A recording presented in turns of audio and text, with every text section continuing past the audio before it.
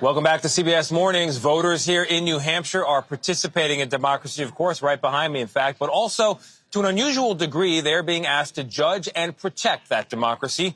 President Biden says, quote, democracy is on the ballot this election season. And Donald Trump, he's called Mr. Biden the real threat to democracy. And then, of course, there's the stolen election claims, January 6th.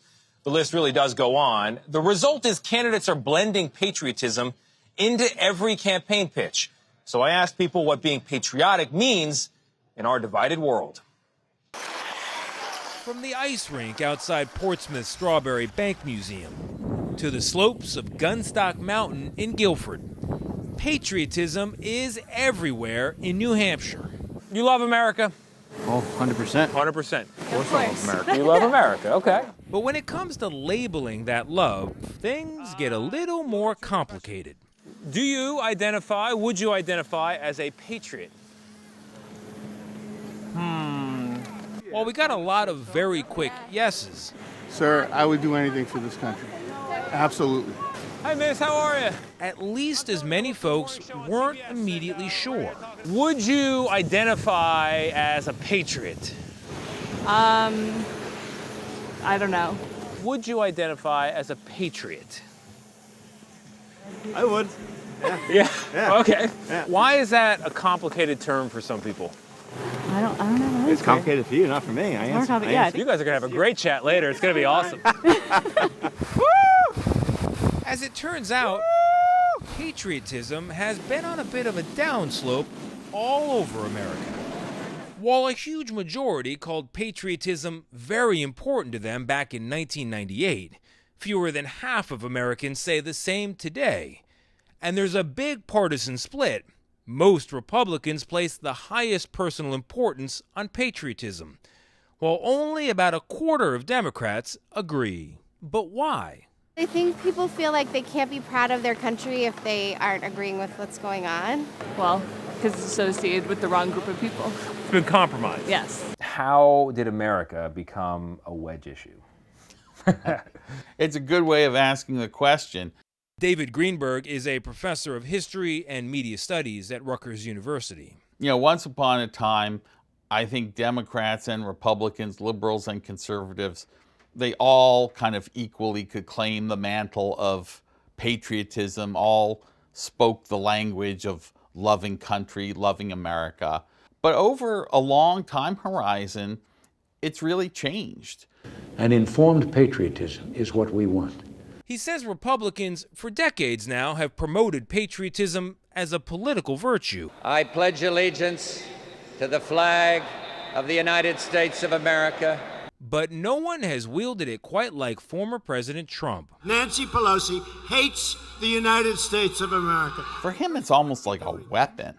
Have you ever seen anything like that before? It's been used, but never in this kind of raw. You know, Trump just has a way of just taking the finish off. He gives it to you straight and raw. There's just no moderation or ambiguity whatsoever.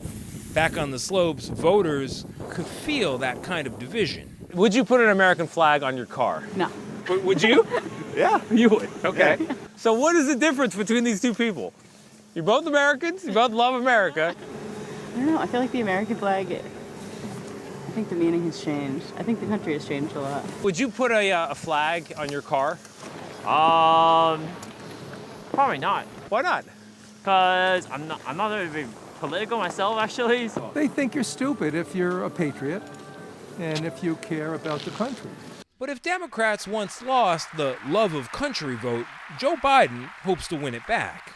We know America's winning. That's American patriotism.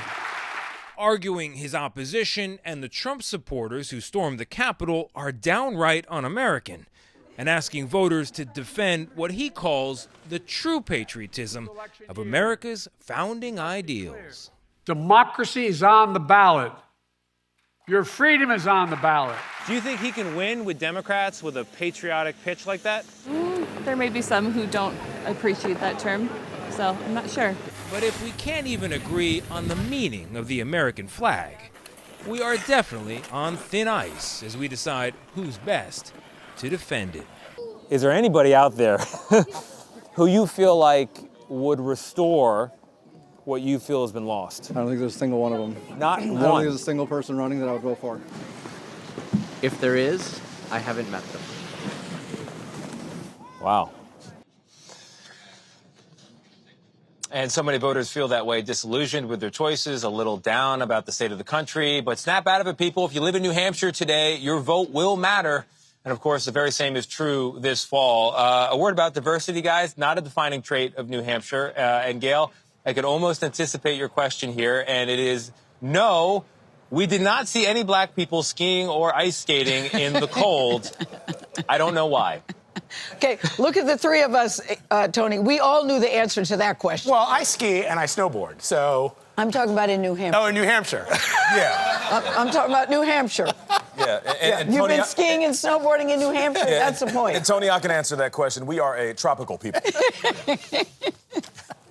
But listen, I think it's so interesting, though, about the word patriotism, though, and being a patriot. Because I wouldn't want to live anywhere else. Is everything perfect here? Absolutely not. Right. But I wouldn't want to live anywhere else. And it's a shame to me that that word, for some people, has become a negative thing. Yeah, it's very divisive. Great piece, Tony, as always. Great job, Tony. Thank you. Yeah, Thank you it really very has much. become compromised. Thank you, guys.